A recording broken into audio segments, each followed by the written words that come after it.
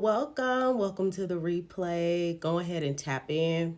We're here for a while talking about facts about the entertainment industry. Go ahead and get in here. Welcome everybody. I'm here. I made it. Today has been crazy, but we are here. I'm excited to talk about this with you guys. I don't have Aya today. A lot of times our personal life things are happening, and that's just what it is. And I still wanted to show up for you guys. So I am here. I'm ready to go. So, facts about the entertainment industry. We're going to get into it. I want to remind you guys, I am Latoya Deshawn, makeup artist and personal makeup artist to high profile clientele.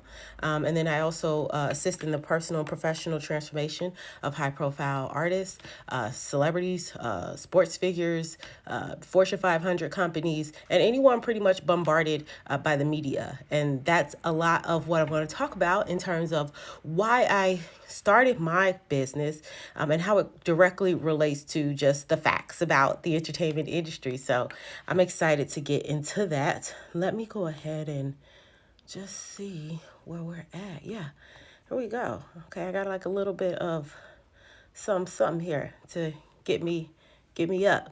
Alrighty, so why am we talking about facts about the entertainment industry? Number one, that's who my business caters to. And so I always love studying creatives, industry creatives like myself. I consider myself to also be high achieving, and I know for a fact that those artists, the same, are high achieving. And we also be remiss if we didn't also talk about the other bad things that are happening in the industry. So just what do we see when we see the industry? We see in the last month we saw a lot of deaths related to overdose. We saw a lot of celebrity outburst. I can use DaBaby as an example.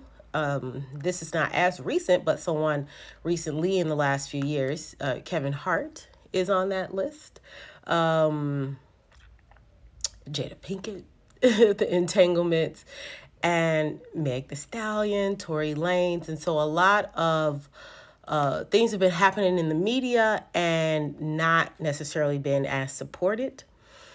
I want to also talk about Sha'Carri Richardson and how she was treated in the media, and how the media really just is a free zone for everybody, for celebrities to just get their feelings hurt, to get like everything that the world wants to not put on themselves and dump it on other people.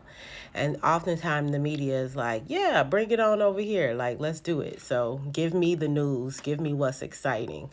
And the impact of that is, we're celebrities are still human beings, and that they go home and that they feel. Even Sha'Carri Richardson mentioned a few days ago, or maybe a week ago, to Usain Bolt about, him just not even really needing to say anything about what she's going through personally or professionally in her career, and what she might need. They've come from two different eras. She's a woman, he's a man. There's a lot of different factors, but that was the best that he can do. And so when I'm about to talk about the facts, I want to remind people that we are doing the best that we could do all the time, but this is what's really happening to creatives and to people who work throughout entertainment. So I'm really just going to throw up a fact first, and then we'll go from just reading what is it and what is it about, and all that good stuff. So for me, let me go ahead and pull up the first fact, because I got some slides. I brought the slides. I don't play. I hope that it's in here correctly, because now as I'm looking at it, yeah. So we're going to start off here with facts about the entertainment industry. I just love that. And so it's titled Dying Young, or Dying to Be famous or whatever the article is. But I got this from CNN Health. But also CNN Health went through a couple of journals to get their information. And as I go through this, I will credit the journals that pretty much highlight the behavior of people in the entertainment industry. So let's go ahead and choose another slide so we can get right to it. I really hope that this is number 1. Okay, great. So let's look at liver-related diseases. And it says they account for 1.4% of deaths, which is the national rate. And for people who are in the entertainment industry, it's 3 times that rate. So what they're saying is liver-related diseases, that if you're in the entertainment industry, it's more than likely that that's going to be something that you'll inherit, and that's something that you could possibly die from as well. And I just want to say that that comes from the National Vital Statistics Report. And we see this all the time, and we see this with, people who are drinking a lot. Let me see, what do they say? Yeah, alcohol and drug use among artists. And then it's happening, they're saying like a liver bile duct cancer, but pretty much people artists are dying, are getting liver-related diseases 3 times faster, 3 times more than the national rate, which is 1.4. And so we really just want to acknowledge that, because there's a lot of people out here who do drugs, who do a lot of drinking out here in LA. Like, when I came out here, the first thing, and it's crazy because, we want to just be casual about certain things because we know the industry has been the way that it's been. But when I moved out here, one of the things was like, don't be a drunk,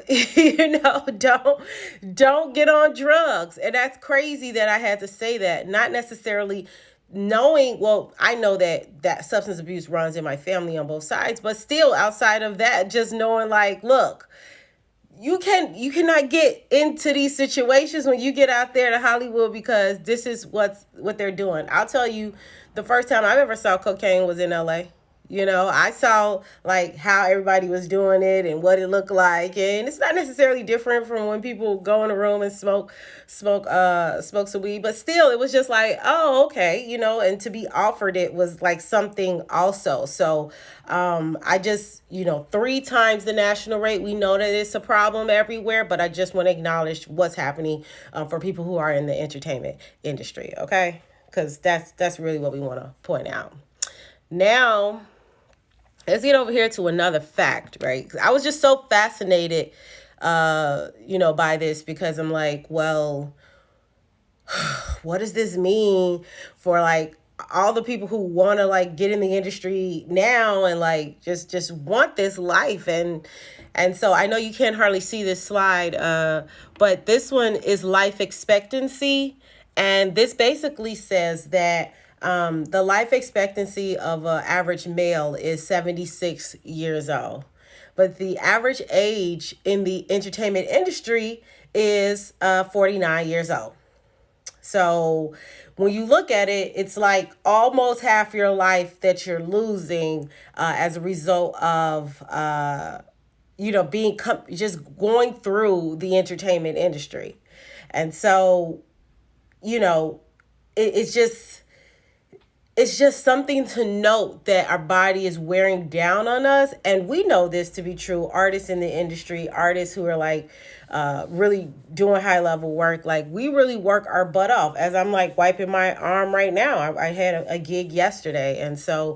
And we just do it. We have such a high tolerance because we're high achievers, but it shows in our life expectancy. And so whether it's whatever kind of way where is our demise is happening to us, So I just want to note that this study was also done with people who are on the Rolling Stones list. So they were taking a look at Rolling Stones list for decades and testing that against who's still living versus who's not, and how they have passed on and things like that. So just want to let you know that's how this test came about. And again, that's still from the National Vital Statistics Report. Okay, so 49 years old is about all you got in entertainment. And you see it. You see it even if you aren't necessarily dead. You're not necessarily what you were when you were at your prime.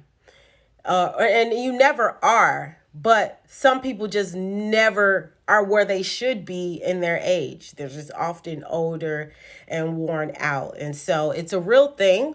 A lot of people want to get in this industry, but they don't necessarily understand like the toll that it takes on you and in all these areas. And so the impact of that is life expectancy.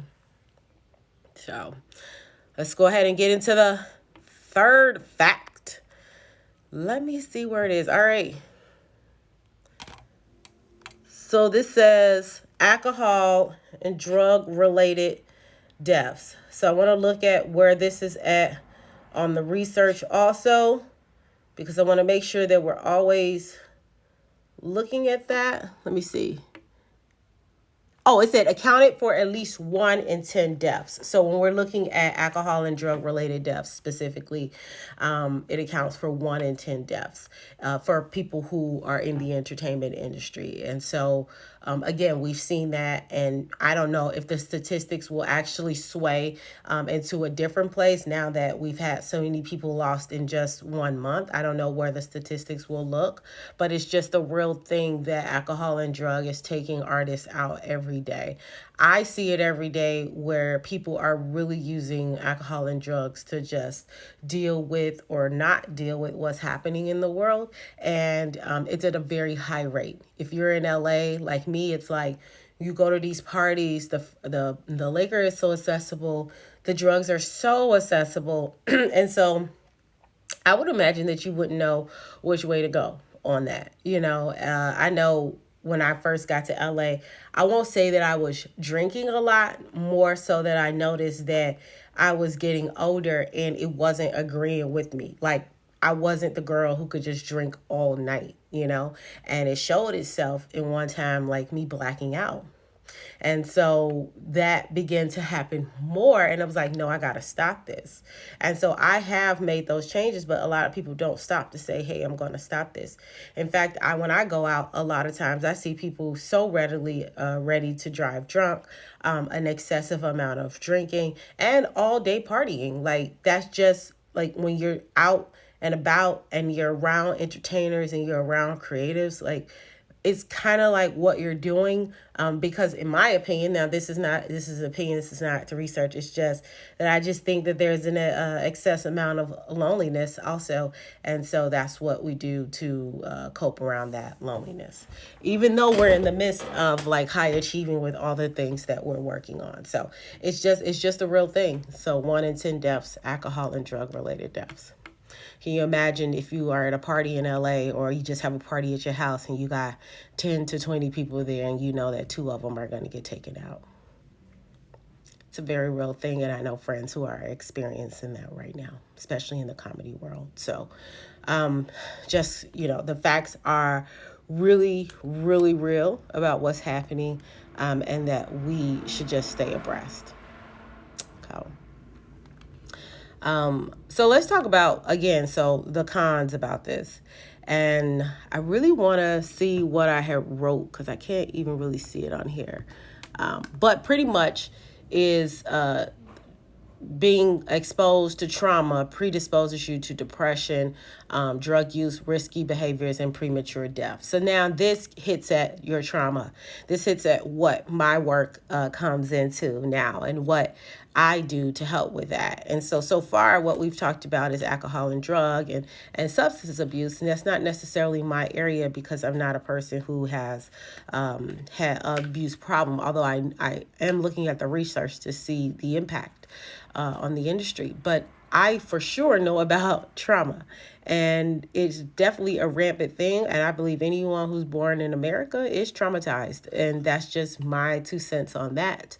But it predisposes you to these bad behaviors. And so again, what it's going to show, and what I want to show in a second, is that there's a prevalence of a correlation between artists and people in the industry, and a correlation to, again, depression, drug use, risky behaviors, things like that. So it did not give a number for how much it was, but it did highlight the fact that this is what happens to them when they are for people who do want to be in the entertainment industry.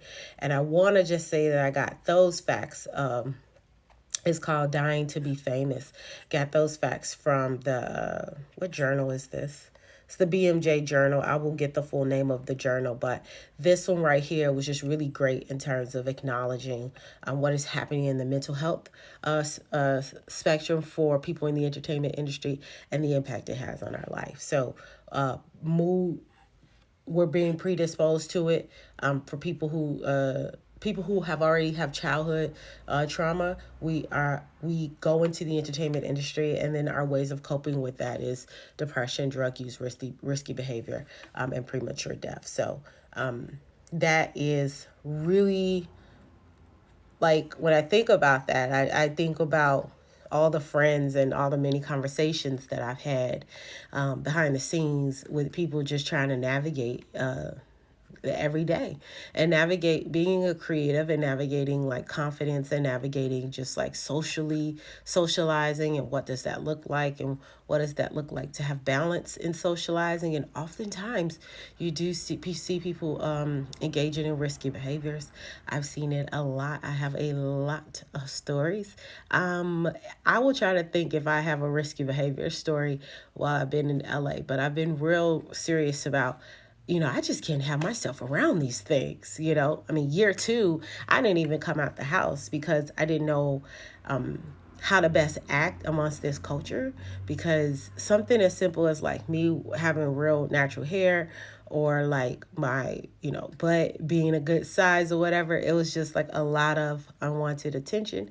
And I'm used to that. But what I'm not used to is when I say, hey, don't do that, or look at them crazy, or say something smug in regards to them doing something inappropriate. It was a rally of men around, like, looking at me like I'm the crazy one. And so I was just, it was happening every time I was going out. Now, keep in mind, I was going out to parties where tons of liquor.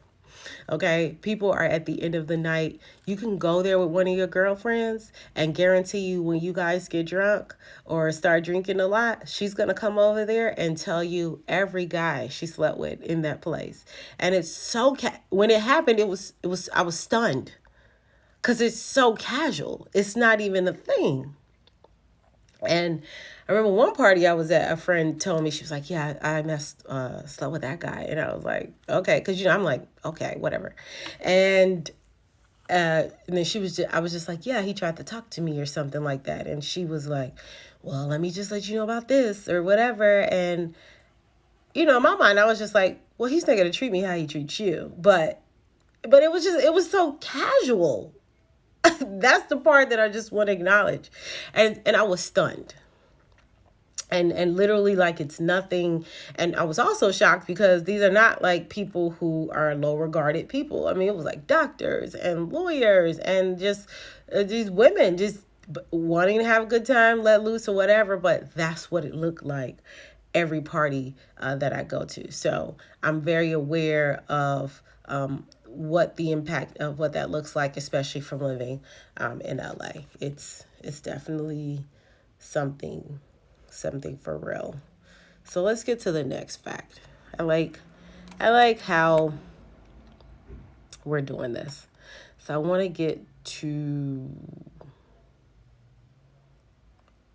to ask this question: does fame equal early demise? Right? Because right now we've talked about drug and alcohol abuse. We've talked about risky behaviors. We've talked about a little bit into mental illness. Does this equal early demise, right? Premature death. And so that is what I wanted to center this conversation around, because for me, it's not even about like death. It's about just the word demise. And is there just going to be a demise?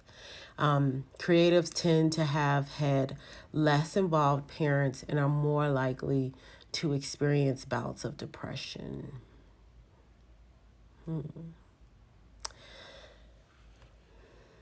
This is it,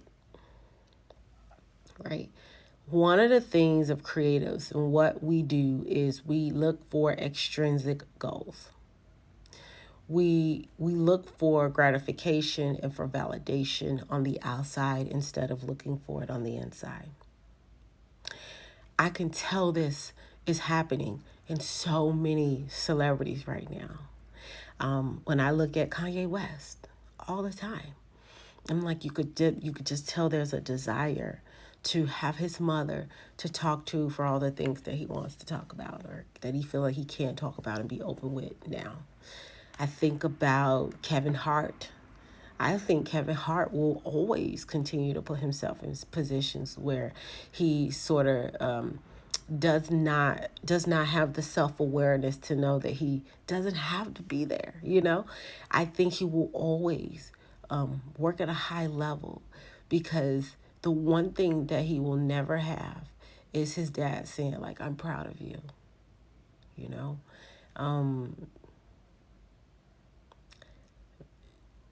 I can go on and on and on, right? I just did a movie with Rick James, and his family issues and his position in the family and how he had to get away because of also the things that were going on in the city that he was in. I mean, I talk about this all the time, but that's why the first pillar of my company is behind every face is a story. Creatives aren't really being intimate with the very parts of who they are. They really aren't in touch. I was just reading a book. I'm reading Gabrielle Union's book, You Got Anything Stronger? And she's talking about the dynamic between her and her father. And although they seem to have a good relationship, she acknowledges the inconsistencies within him. One of the things she also acknowledges, if I ever had a chance to speak with her, is that she says about her mother, she says, I came out the womb being, my mother knew I was independent. And so I would like to ask her, okay, but you're still a kid, so there were things you need. So my question to her would be, is it true that you really were independent, or is it true that maybe that was an excuse for your mother to maybe neglect you a little bit, right? It's a real thing. She dressed it up really nicely, and I could tell that wherever she's at with it, like, she wants to move forward, but that's a real thing, and that's a real question that I would want to ask her. That is mostly the work that I do, because that's also my trauma as well. I am currently estranged from my family, and I'm just calling it that because we just putting labels on things. But for me, it's just more about being honest about what happened in my life and in my childhood that brings me to the point of where I'm at now. But not what you see, this person that you see that's before you, that's speaking with you. It's the person on the inside who had to do so much to make sure she gets up here before you, right? A lot of things happen in the last couple of days that if I would have taken a mental day, it would have been completely fine. But this was directly related to what I was talking about today. And I just would be remiss if I didn't share that, and to be vulnerable, and to be transparent in terms of how I'm feeling, in terms of navigating, not just with my family stuff, but with my health. And we're going to see that in a second. And so we need to be honest about when we are having mental health bouts and what it is that's showing up for us. And this is the part where creatives and their ego do not mix. This is where they do not want to play and get along. But We can only reconcile the truth, right, when we have truth and accountability. And that's my bout on that. So let's go to the next one. We're almost done here, you guys. So also mood disorders. So in keeping on with the disorders, depression, bipolar disease, and related diagnosis come with an increased risk for premature death and suicide and addiction. So going back up to those statistics about the premature death and just giving you the numbers at how many people are dying, this sort of lends itself to why. And so it's letting us know that depression, bipolar disease, and related diagnosis come with an increased risk for premature death, suicide, and addiction. And so I just really want us to be incredibly informed in terms of why we're doing what we're doing. You know, I always, in my high achievers method, that's one of the questions. What are you doing? Why are you doing it? What is the impact? What's at stake? And so I think that we are just not having the conversations that we need to have. And the impact is we are seeing people out here, we're seeing artists act out, and they really need to be supported, and they really need to have a place that they can just say, this is what's showing up for me. This is what I'm feeling on the inside. This is the guidance that I think I need as I'm navigating through making big decisions about my career and my personal life. This is the mood. We want to manage your mood disorders. Because I don't want you to die. I don't want you to be suicidal. I don't want you to have an addiction, you know. And addiction could be our work because we're high achievers, and a lot of times that's what it is. But we need to understand what's happening. And even talking with my therapist, she mentioned ADHD and how she, in her work, she sees a lot of Black women with ADHD, and again, do not want to go and explore that to get the help that they deserve. And so this is mostly my work. This is where I stay in because this is what I go through. For me, is CPTSD. And so I have to have my methods, my coping mechanisms. But we just know with the research in general outside of people in the entertainment industry that women and just Black people are big sufferers of depression, of mental illness, and they are not being treated because it has been stigmatized in our community.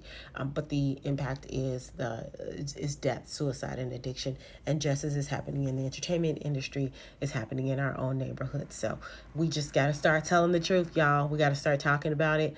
And just being real and being honest about what's happening so that we can get some peace, whatever that looks like, to move forward.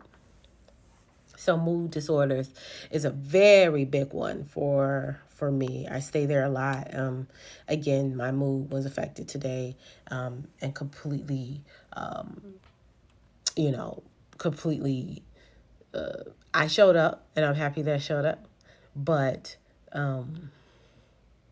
it was not easy. It was definitely, it came with some stuff. So I just thank you guys so much for being there.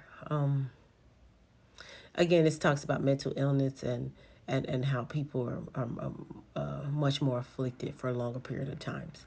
And so it's just what's happening in the entertainment industry. This is what we're suffering from. This is what is happening. This is why it's happening. This is the impact on what's happening, and what is at stake, right? What is at stake is a life that's not lived anymore. So what do we do about that? You know, that's to me, that's the message that is Patent Leather Project in a nutshell. I'm really helping you to work with your ego. I'm really helping you to rid yourself of the moodiness that comes with your past, and get you in alignment with more purpose, in alignment so that it does not have you going outside of yourself the way you have been, with substance abuse and overworking yourself. And look, we can even go further with people pleasing, procrastination. These are all things that creatives are going through at no matter what level. It's just that when they're at a higher level, they might have a team and their team is single-handedly making sure that they push out the things that they need to get pushed out, because if they don't, then they don't get paid. And I've seen that as well. So when you do figure it out and you're able to have a really good team, that is definitely the benefits of having a team. So in conclusion, by following the relationship between genius and mental illness, you can see why so many great artists seem almost destined for a premature or drug-induced demise. Right? And that's just how they concluded on CNN, the article on CNN Health. And I just want to go back to when we're talking about those mental health statistics. I got that for the Center for Self-Determination Theory, and they did a study on that as well too. So again, I'm here for the research. I'm here because I know that these conversations are uncomfortable, and we have to start having them. Though we have to be honest about what's happening in our life, and what we need to do to get better, to see better, all of it, because I know I'm for one tired of not really addressing what I believe is the obvious, right? Which is what I believe is the obvious. And so let's go back to my framework that I said I teach on. And so it's a beautiful framework that is a love letter to creatives. It's a love letter to all people, a love letter to Black people, a love letter to women, to basically help you rid you of those things that you have not gotten a chance to really focus in on. So like more things like self-love, more things like how to just put your best energy, best foot forward instead of succumbing to drugs and alcohol, to risky behaviors, to, the conversation I'm going to have next, you guys really aren't going to be ready for, because when we come with those facts as well, it's, we don't want to be honest about it, but it's just true. We want to also acknowledge sexual abuse and how rampant that is amongst a lot of people who have crossed the entertainment industry. And, we just had the big Me Too movement. We had Bill Cosby. We got so many more other people, but there's a conversation to be had about that later that I'm going to particularly have about, because I want to center that around women. But all of it matters in that we've been serving everyone, yet being served the least. That's what this whole thing is about. The facts about the entertainment industry is that you've been serving everyone else, yet being served the least. And so the impact of that is that you go into this space, into this entertainment space, and then you go get served the best you know how. And because you work your butt off to be seen, heard, valued, all of that, it equals to high achievement. Of course you're out here doing it. Of course you're out here.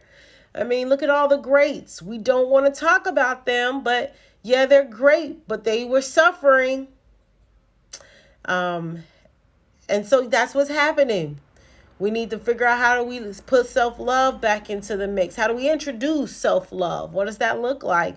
How do we introduce reflection? And how do we introduce moving away from your ego and not being so sensitive, and being able to get into good community and good spaces so that you aren't resulting to drugs and alcohol and risky behaviors, right?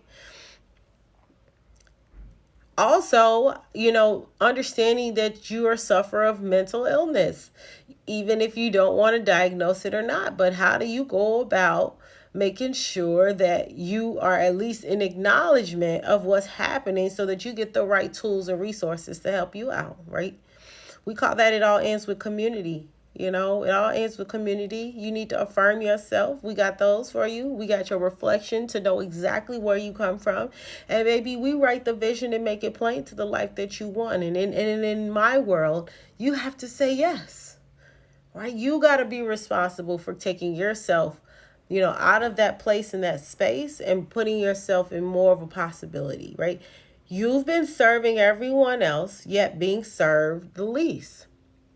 I had a conversation with an artist yesterday, a couple of days ago. She's doing it big out here, super big. But I asked her what she wants for the rest of her life. She can't put it together. when I asked her if she thinks of course she acknowledged that she can work on some things, but then when we got specific about it, she tensed up. The ego showed up. The uncomfortability showed up, which I understand because it's happened with me as well.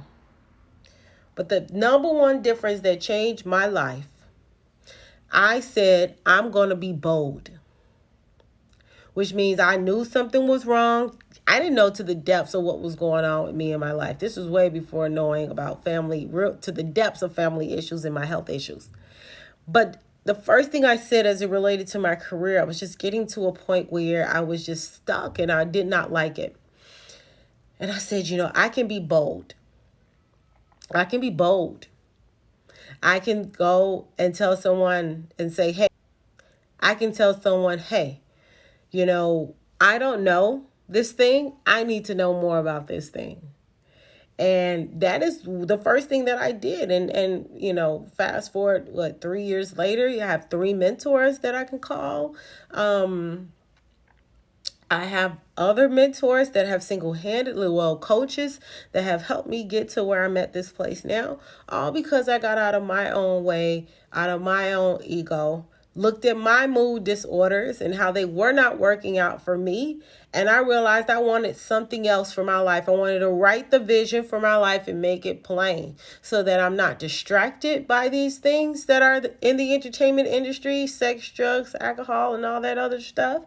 So that I could be completely focused on what it is that I'm supposed to do while I'm here on this earth. And so that is Patent Leather Project. And so I have taken all of that, and what I love about this research is that I didn't have a thing, I did not have a single journal, article, or anything when I was saying this is what I want the business to be. But as I'm now researching the business more and it's lining up, I know that this is what artists need to navigate through. This is what we need to see a world of longevity, to see a world where we're being served first, where we get our time back, where we don't have to we're going to still high achieve, but we don't have to work to where it takes us out in our life anymore. And I am going to drill this into every last creative. I don't care what level you are, okay? I'm coming for you, Mentor Love. I'm coming for you, aspiring industry creative. Whoever you are, I want you to know that you cannot enter this thing serving everyone else, yet being served the least. It cannot happen. I want to take this off because I'm about to close up, because I just really want you guys to know that you are valuable and you are worthy.